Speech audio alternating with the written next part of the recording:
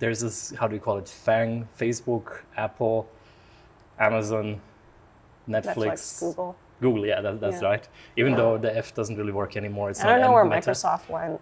Oh yeah, where's Microsoft?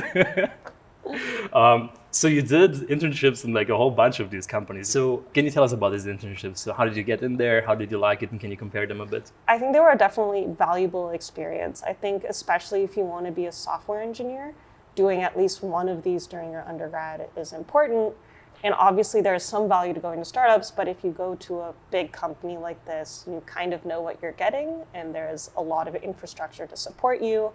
And the name is helpful, when you're looking for other things. I think also in terms of like understanding whether you like that kind of job, that's a good thing to go to, right? Like, you know, just like the very basics, nitty gritty, the meeting schedule, you know, the type of work you do.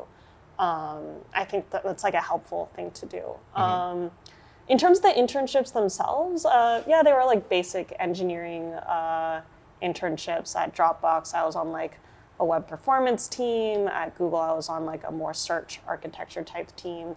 Facebook, I was a research engineer at FAIR, because I was trying to figure out, do I really need to do a PhD or not? You know, like would I like just like being a research engineer at one of these like big labs, since that was kind of that.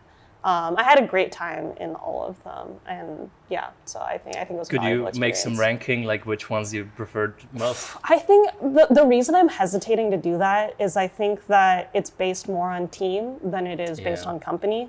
And that's true for everything, right? That's true for your PhD too, Absolutely. Right? Like you can't rank schools like Stanford and MIT. It's just like which advisor did you get, or like did you choose? That's entirely it. I guess one thing is for Facebook, I was in New York for that, and that was a very interesting experience, not being at headquarters for a company. It was both like a plus side and a minus side, right? Like I think New York is definitely a different culture than the Bay Area. I think they had better work-life balance, to be honest, really? Just because I think there was like more things to do.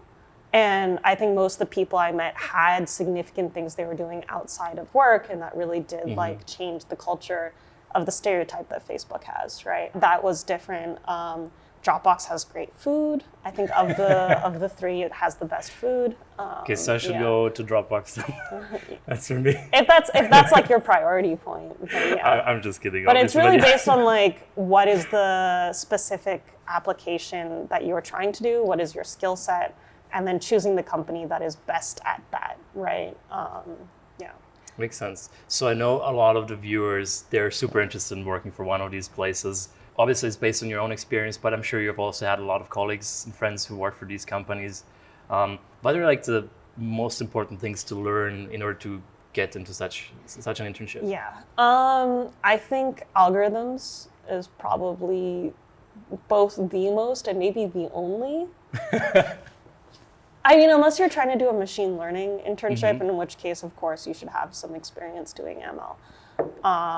But the way that like most of these big tech interviews go, they're algorithms questions, right? And like having like a good, easy sense with that, so you don't need to memorize solutions or anything, but you're like, you know, very comfortable with those things is what's really important.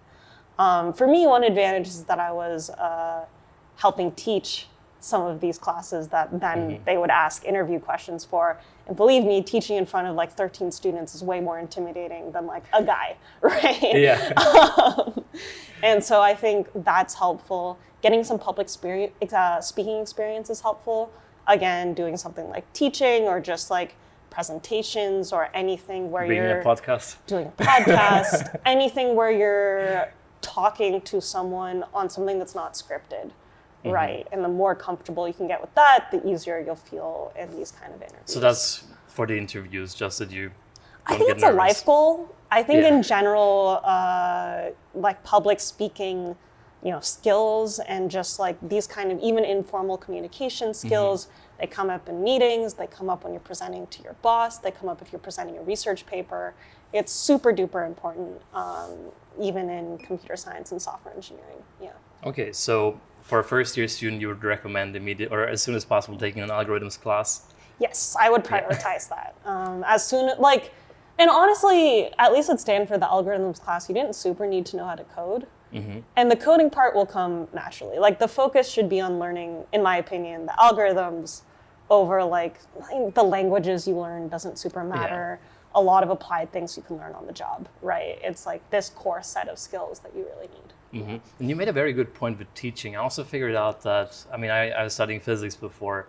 The only moment when I really started understanding the matter was when I had to explain it to people. Exactly, yes. So that's a very good trick, becoming a TA for such a class. And I think a lot of, especially these bigger schools or schools with like top CS programs, have opportunities for undergrads to be involved with teaching.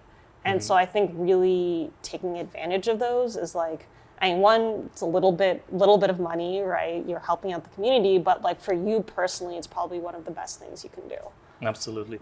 And do you think that how important do you think it is to be at a big name school, or what are the tricks if you're from a lesser known school to get into one of these companies?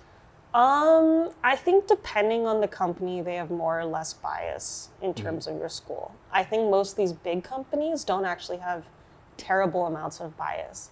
I think the bigger thing is like getting their attention, because these schools will come to career fairs, right, for the big schools and things like that. It's a lot easier to interface with them.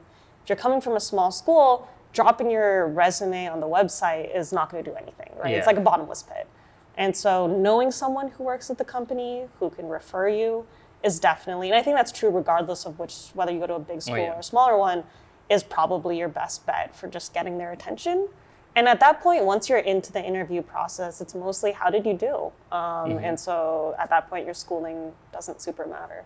Yeah, so if you don't come from a very known school, then the only thing that's maybe a bit harder is like getting the first interview. Exactly, yeah. But once you're there, the rest should hopefully be very unbiased. I'm not a recruiter, so I have no idea, right? But like this is my generic sense, yeah. So all the people that you were surrounded with during these internships, did you feel like they were really from were they just from the US or also from other countries? So when I went to Dropbox at the time, they were a little more biased towards big schools. I think that's changed. I think that like recently, I've heard they're trying to be more diverse. At Facebook and Google, it was very diverse. School, internationally, especially at Facebook, I was working at FAIR, which is, of course, has a lot of PhD students coming from wherever, right?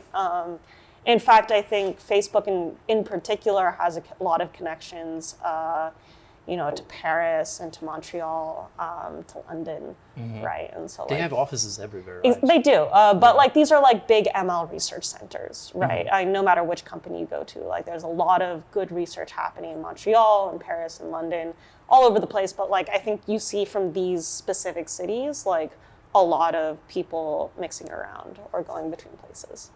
So that's one thing, and I know a lot of listeners are from Europe. Oh, and Zurich. And Zurich, yeah. Oh, yeah, Zurich is a big one.